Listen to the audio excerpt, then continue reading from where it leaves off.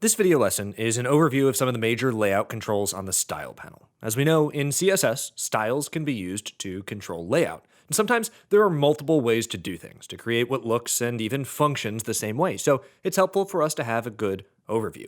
We'll touch on display settings like block, inline, and flex. Then we'll talk padding and margin, float, overflow, positioning, and finally, transforms.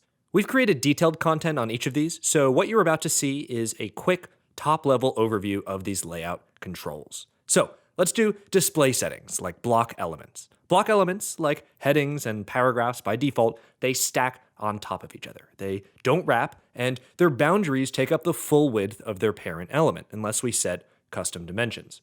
With inline block, elements are only as wide as the content inside. Elements sit next to each other on the same line, and when they hit the inner boundary of their parent, they wrap to the next line. Inline elements behave just like text. Text spans or text links are good examples of this. They ignore set dimensions, but they'll take into account typography values, like font size. Flexbox is a super powerful layout tool. That's actually how it's defined in the official spec. Except it isn't. We doctored this image. Flexbox lets us align and size or stretch and organize items inside a container. Up next, padding and margin. These controls let us create breathing room inside for padding or outside for margin of an element's boundary. Then there are floats. When something's set to float, text will wrap around it.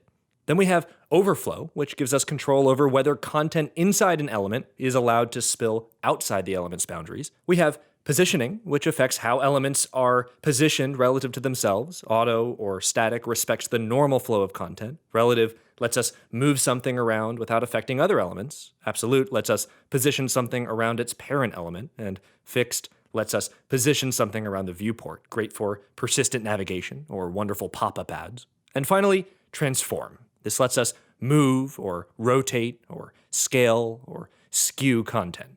Like we said at the beginning, this is a quick crash course on many of our layout options. We've created detailed content for each of these, but this serves as a brief overview to get started or brush up on some of these CSS layout properties.